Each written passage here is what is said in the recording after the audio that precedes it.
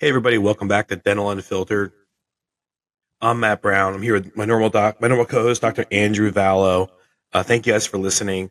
Today we're going to talk about an awesome subject. Andrew just hit a milestone. He just hit his first $1 million collections month across his practices and revenue, and that's a big feat to hit $1 million in 1 month. And it's really exciting to hear from Andrew what it took to get there and what it was like and what it felt like and kind of how the whole thing came about. And when he realized he was going to hit his $1 million month, what that felt like. So Andrew, you hit $1 million month across your practices, which is really impressive.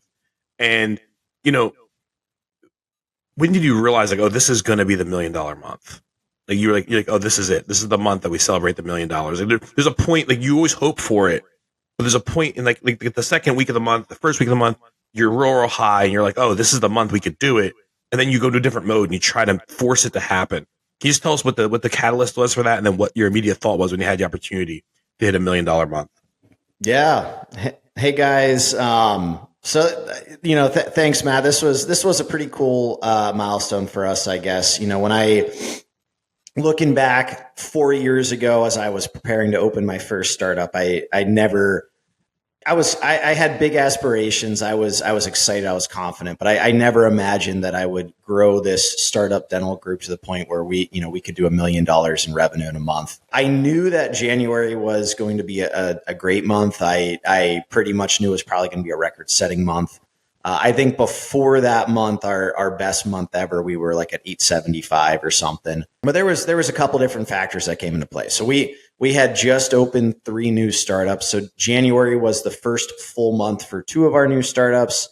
And the other startup opened about halfway through January. So we got about a half month out of that. So it was 4 existing practices and then 3 kind of brand new startups. I figured we were going to finish, somewhere maybe between like 9 and 950 that month. But as the month came to the end, we had a very strong last week. And as I sat down to tally all the final numbers from the month, I was pleasantly surprised that, you kind of get that little bit of that dopamine hit. I think anytime you like reach a milestone or reach a goal, I held up that calculator and I was like, oh, holy crap, we actually did it. We broke $1 million this month. So like, that was pretty cool. I will tell you, it's tough because I feel like that dopamine hit fades pretty quickly, where it's like, okay, like that's really cool. Like maybe I texted Matt, I texted a couple of my dental buddies and stuff, that are doing big things, and was like, hey, look what we just did. But pretty quickly after that, I think it kind of probably texted Mark Costas. I did text Mark. I was like, hey man, look what we did. And I was talking to Mark about this exactly. I think pretty quickly after that happens, that excitement kind of fades. And like within like 30 minutes, I'm thinking about what's next. I'm thinking about, okay, how do we repeat this in February? What's the next problem I got to deal with? The next startup, kind of get into that, keeping on pace for our whole year goals and all that stuff. So I think kind of the lesson there, and something that I'm trying to work on personally, is, we really should take some time to appreciate and celebrate it as we do hit different milestones in our career and our life. And it's challenging. I mean, if you are, type A, you're just kind of driven, you're always moving those goalposts. You're always thinking about the next biggest thing. And it was almost like, it's almost kind of sad to look back on it, like how quickly that happened. And it was like, okay, cool. Like, what's next?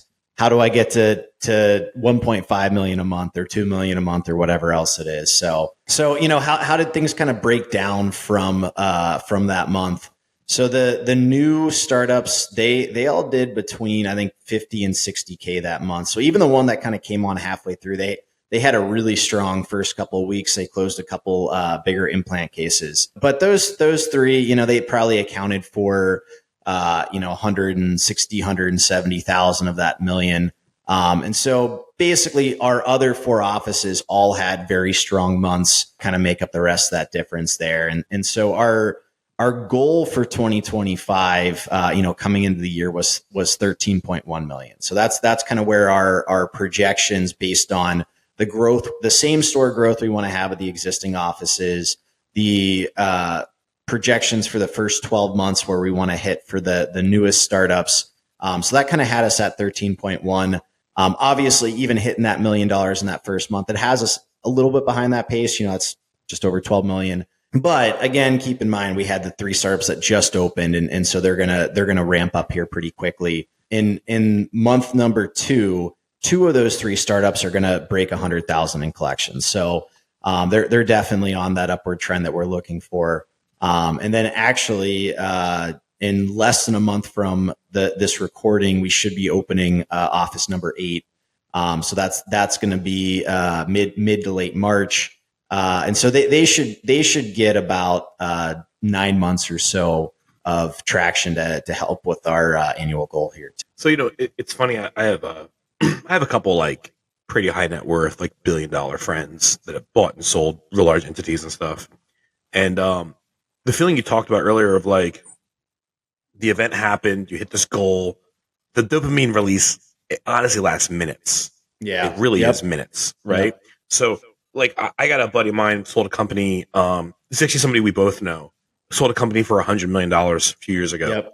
And he was in the bank with his partner. Wire came in. They saw it come in. They saw the bank account go up.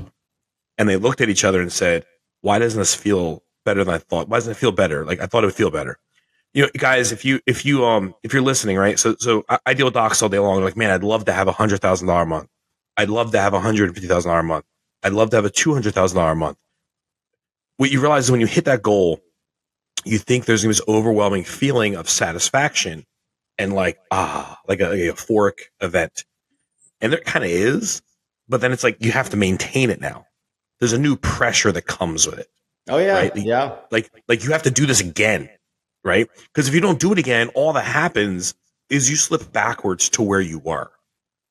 Right? And then it just isn't what you think it's going to be.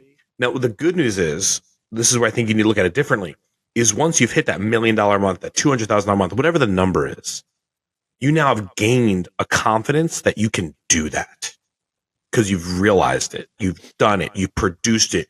You know now that I have the ability and I have the potential to do these things. And where the euphoric feeling should come that you should be able to draw on later is, I've done something amazing in dental that no one else has done, or I've done something my peers haven't done, or I've done something that very few have done, right? And that is just whatever that thing is. Like that's kind of the way you should really look at it. But you're right, the event doesn't last long. So your practice 8 is coming up right now. So you did $1 million in revenue across 7 practices that were live.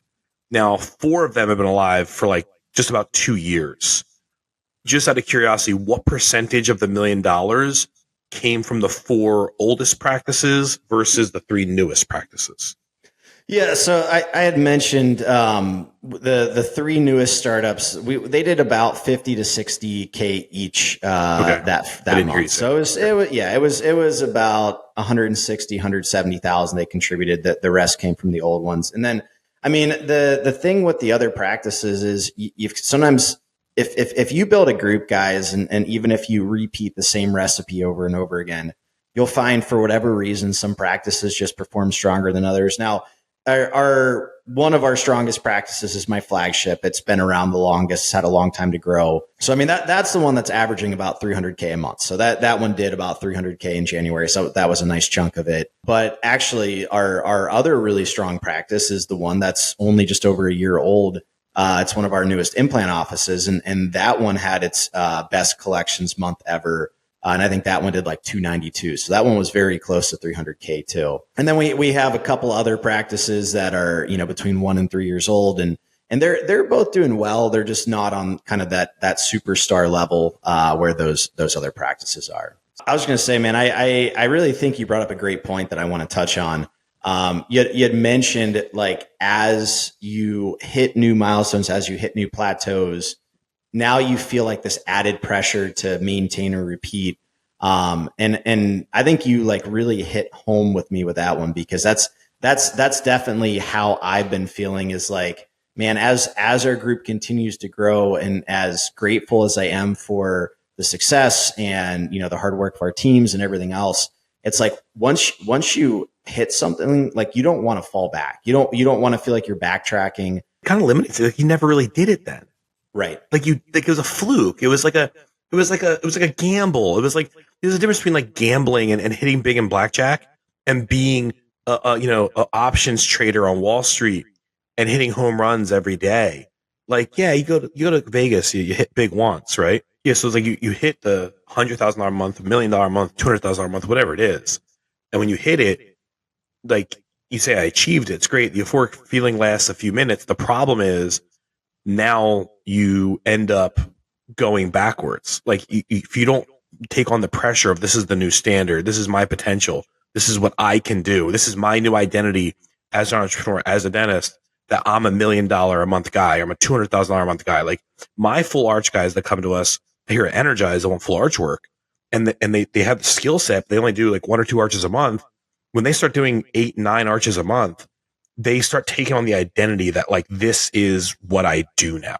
I think that's really critical. Like, you have to take this on. Like Andrew Vallo and his group is $1,000,000 a month group, and you take on that identity. When you do, that becomes the new standard.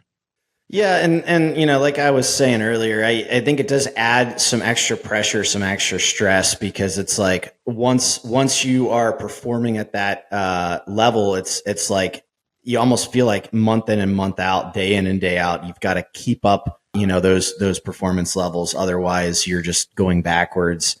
But I don't think it's all bad. I mean, I think if you could separate the pressure, the stress from it, I think it does add some extra motivation, some extra drive. I think it gives you that confidence that, you are able to attack it. And I think it does help your office continue to grow. I think that's something I'm just trying to work on, is trying to take some more of the emotion out of the business, trying to stay more centered, trying to realize that in business and in life, there's just ebb and flow. So, I mean, like, there are days and weeks where it feels like everything is going your way. Like, everyone's closing huge cases left and right. Patients are showing up for treatment, lots of new patients, lots of emergencies, and things just look great. And then you have weeks where you feel like the wheels fall off. You've got a bunch of no-shows. It seems like no one's closing any new treatment. You've got a $100,000 payroll due here. You've got a $200,000 credit card bill due here. And so it's just kind of realizing that there's going to be those ups and downs. There's going to be those ebbs and flows, and it's just part of business. So I think that's where I'm at right now. I'm trying to work on, like, separating the stress and anxiety that comes with trying to live up to the expectations of, hey, we've got $1 million a month dental group.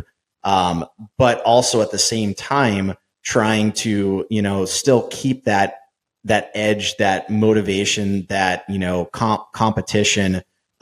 Because at the end of the day, we do want to keep growing. So, like, this isn't the end goal. We've got bigger, places to go from here. And at the same time, the bigger you get, guys, the bigger your expenses are. So, in order to get to the size of a group that's doing $1 million a month in revenue, we've added a ton of payroll and, rent, facility cost, supply cost, overhead cost, marketing cost, leadership, administrative cost, outsourcing cost. So there is a certain level, maybe we don't need to maintain the $1 million a month every single month, but the nut that we've got to crack just to be profitable, it does continue to climb as the group grows too. When people say, like, we've talked about the burning desire thing and burn the boats, right? But, like, my military background, and then, what I used to do for a living, and being a Brazilian Jiu-Jitsu black belt, I'm very much about, like, committing all the way, like really commit, take on the mission, like, really commit, right? And I find I get the best results out of myself when I put the gun to my head and I don't have an option. Like, I go all in, deep end, sink or swim, win or die. And even the scenarios where people are like, but what if you die? What if it doesn't work? What I will tell you is, the greatest things you are going to learn to benefit your business is actually going to happen when it doesn't work. When it doesn't work, you are going to, that's actually way more valuable than when it does. Because when you get to your wins, it's all the doesn't works that build your wins, right? So part of it is, like, are you truly committing to it? Like, are you really committed to this? Like, all in 100%. I really believe in the burn the boats mentality. Like, don't give yourself a way to retreat. Don't give yourself a way to go back. You can't go back. So when you hit that $1 million month, and you can see the potential is there to do that every month, you should scale up and commit to achieving $1 million months. Like, okay, now I've done this. I have to have the infrastructure in place. I have to be able to do this consistently. How can I do this consistently? What investment does that take? Now, what a lot of people do is they go, well, I did $1 million month once. Let me see if I can do it 4 or 5 months in a row. You're not going to be able to do it. You have to scale up, have the infrastructure in place, and commit to it. And sometimes I think, and I think you're the same way, if I want to do $1 million month, I'm building the infrastructure to do the $1 million month when I'm doing 500,000. Oh yeah. If you wait till the event happens, it's never going to happen, right? And a lot of times docs get into the whole like, well, I'll cross that bridge when I get to it. If you don't build the bridge before you get there, there won't be a bridge to cross. I think you're right, man. And I've always had that mentality of trying to build the practice today for the practice that I want tomorrow. So, it's hiring team members sooner, investing in more marketing sooner. I think we've mentioned on other episodes, like when I first launched the first startup, West Chase, I was only budgeting $4,000 or $5,000 a month at the beginning for marketing. And now at this point in time, when I launch a new startup, I'm budgeting usually at least 15 grand a month right out the gates. And if you think about these bigger DSOs and whatever your take is on the big DSOs, they know what they're doing. They know how to run a business. They know how to successfully launch startups. There's a lot of the DSOs. Some are buying practices. There's other DSOs that won't even do acquisitions. They literally do startups for all their practices. And if you've done 100 or 150 or 200 startups and they've pretty much all been successful, I mean, there's something that And the thing that I've noticed from those type of DSOs is, I mean, they make my marketing budget look small. I mean, they're often marketing 25, 30 grand right out the gate. So, I think you're right there, Matt. I think you've got to be willing to invest early in order to grow. It does cause some internal conflict sometimes because, like, while my group has been profitable, there are days that I sit down and think about, I'm like, man, if I would just stop adding more startups for a little while, we could be that much more profitable because, it does eat into profitability as you build infrastructure, as you grow, there is that kind of cost of growth. But at the same time, that's where my end goal is. My end goal is I want to continue to grow this group. In order to do that, sometimes you have to sacrifice a little bit of peace of mind. Sometimes you have to sacrifice, current profitability for, larger profitability down the road and things like that. I think sometimes also people think like, all right, I'll hit the $1 million a month 3 or 4 times. And then that's it. Like I'm content there. And I don't think the content is real if you're really a driven, I've met very few driven docs who are like, oh, I'm a $200,000 a month doc. I'm not looking to grow anymore. Then they start thinking, how can I do, $300,000 a month, right? Like how there kind of always is that drive. I think when you sit back and you go, all right, I made it. That is your enemy. That feeling is the enemy. Like you have to fight that feeling. And listen, I suffer from it. Like with me over at Energize and stuff, I'm like, Ryan's cracking the whip and driving the horse. Like Ryan's throwing fuel in the fire. My issues and stuff, my health problems. So sometimes I'm like, I need to step back, right? But reality, you should really embrace to just drive forward. And the reality is, it's the most fun. Like, it's not fun to be average. It's fun to do stuff that no one else thought you could do. Like, how much fun is it, Andrew, to have 8 practices? You're doing $1 million a month, and every one of your practices when they launch pretty much do mature practice numbers month 1. Like, how fun is that?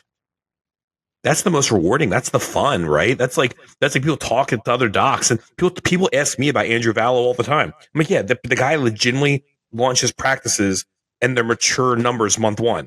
Like, I have fun saying that I was part of it. So how much more fun is it being the person doing it?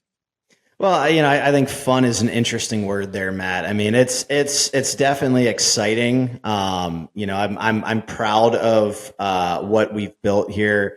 I don't know if it's fun all the time. I think the bigger you get, you get the opportunity to deal with bigger problems. So, there's stretches like a stretch I'm going through right now where it seems like every single week, every single day, there's like a new big fire we've got to put out. Often it's team member issues. We had an office manager, a really great office manager, poached by another dental group.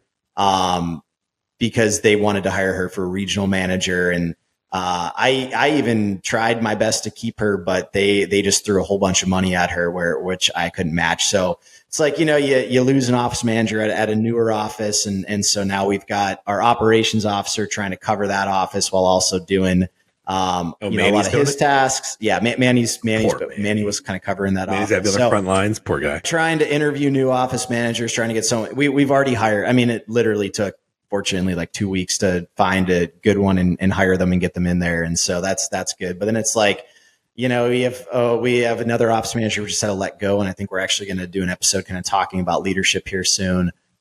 We had a hygienist quit with literally zero notice just the night before, wasn't getting along with people in her office, and sent a email to Manny saying, I can't do this anymore. I'm not going to be at work tomorrow. And it was like, are you kidding me? Like no notice, full schedule of patients, the entire week. And now we're scrambling to find temp coverage for the week. So unfortunately, no matter how hard you try to, build a great culture, as you get to 50, 60, 100, whatever employees, it's inevitable. Like there are going to be those challenges, those struggles. And I wouldn't say that they're all fun. I will say, again, I think, my operations officer, Manny, myself, we try to take emotion out of it. I mean, there's some times where you get a little fired up and you're like, seriously, like they're going to do that to us. But I think at the end of the day, we try to approach every problem logically. And we're like, okay, like this is what we're faced with. Like how do we solve it? So we are definitely getting to exercise our brains and our problem solving abilities more and more these days as the group continues to grow. And as you speak of infrastructure, we're getting to that point now, or I think I'm quickly realizing it's time to bring in another upper leadership team member, like a regional manager. Some we've been thinking about for a while. So I think we need just another hardworking, strong leader at the top of the organizational chart to kind of help as we encounter some of these different challenges. So we have to wrap this up here in a minute. One thing. So Andrew just lost an office manager and he got hired one pretty quick. What I'll tell you too is when you're the guy that's hitting the $1 million a month, the $200,000 a month, the big numbers, and you're really investing in your practice as an owner and as a doc, and you're really putting your passion in the practice. When you're interviewing talent, other talented people recognize other talented people. And if you're a garden variety doc, you're kind of like, oh, I'm just here, doing $80,000 a month. And I'm not really driving forward. That's great. If that's what you want in life, that's fine. But it's easier for Andrew to find aggressive, good, super smart talent because of the trajectory he's on and because of the energy in which his practices operate in. And people will gravitate to that. So, being the guy that hits the goals, achieves the goals, creates the new standard and embraces it to get to $1 million months also becomes the guy that somehow other docs look at him like, how do you hire the best talent? It's how do you hire the best talent. It's that one, mediocre talent gets to you and they find new potential and they become great talent. And two, when you are interviewing, it's different than interviewing with a regular garden variety group or garden variety practice because you feel a different energy and then you want to be part of that. And I've noticed with you, it's been easier for you to find talent both in docs and support staff. I was in your practice in year one implant practice, the dual branded practice in Florida. I was talking to one of your implant docs and he loved his case presenter. He loved the resources he had. We were talking about him opening a practice or staying. And he was like, it's hard to even think about opening a practice because I'm making X amount of dollars. I have this great case presenter that comes in behind me. And Andrew has all these resources. Like, why would I even think about opening my own practice? And really, if you have that energy and you're investing that way, you're investing yourself into it that way, you will get more out of your staff and your staff will want to be there. Yeah, no, I mean, I think that's our mentality is we want everyone to grow together. We want our docs to grow together. I think one of the, and I think we're kind of, getting off on some tangents here. So we'll wrap this up in a sec, but I think one of the biggest problems that a lot of dentists make as they bring on associates, especially if it's their first associate, they got a small practice, they are way more concerned with their own income, what their production's going to be, their associate making them more money, and they're less concerned about how's their associate doing. So while obviously I want our practices to do well, I also want it for our associates, because associates that are making good money, that are doing a lot of production, seeing a lot of patients, they're typically happy, and they're more likely to stay and less likely to leave. And if you've got associates that aren't very busy, aren't doing good production numbers, they're more likely to try to go on the next opportunity. And obviously there's a difference. Sometimes it's the owner doc's fault if you're not investing enough in marketing, if you're not, giving enough patience to that doc. Sometimes it's the associate's doc fault, and maybe they're just not a big producer. They need to work on their diagnosis. They need to work on their case acceptance. I think more often than not, it's a combination of the two. And at the end of the day, as a owner, with like basically, I guess we have about 10 associates now. I feel like it's my responsibility to make sure that our docs' schedules are full, that they're doing good production. They have all the resources that they need. They've got great teams behind them, great treatment coordinators that are holding themselves accountable. So I really do. I try to set our associates up as much as possible for success, because as much as I want the business to do well, I want all of them to do way better than they ever thought they could do as associate docs. So. Well, we have to wrap this up, guys. Hey, this is a great episode. Andrew, congratulations on hitting $1 million a month. Guys, if you're listening, whatever your goal is, if it's a $15,000, $10,000 production day, $20,000 production day, whatever your goal is, burn the bridges or burn the boats, commit to it. Don't leave yourself a way to go backwards. And that's how you get to where Andrew's at, is that mentality. And watching him grow up to the $1 million a month, and watching this group grow so rapidly, and being on the front lines and watching it has been really rewarding for me. So these kind of episodes, it's not my achievement, but having Energize be a part of it and seeing it has been a really rewarding experience for me. I want to say one last thing here, Matt. One of my friends, we got a little group chat, and he was asking about Bitcoin. He's never invested before, and obviously right now Bitcoin's kind of taking a little bit of a nosedive, and he's asking if now's a good time to invest. And my response back to him is like, hey man, you're going to get way more ROI by investing in more marketing and adding that associate like you were talking about than with Bitcoin. So I guess that's like my end note for this episode is like, how do you grow a startup group from $0 to $1 million a month? And the answer is, invest way more than you're comfortable in yourself, in your practice, in your marketing, things like that. So it's again, our common theme of trying to squash that scarcity mindset. Guys, the reason that I got here, and the reason that I got here so quickly, it took us less than 4 years to grow the group to, our first $1 million month. But the reason for that is because I haven't shied away from investing a lot in, technology, CBCTs, iTeros, things like that, as well as marketing dollars.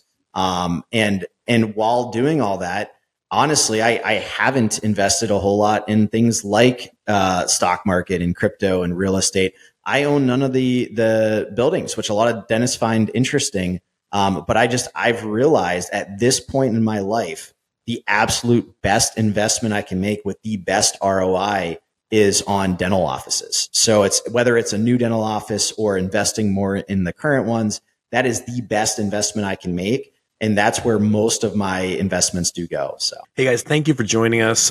Please hit like, subscribe, please share. Me and Andrew do not have sponsors. We don't do this for any amount of money. We take time out of our busy schedules to do this because we really enjoy it. And if you see us at a dental event, please walk up and say hi to us. We'd love to talk to you guys. Thank you so much, and have a wonderful day.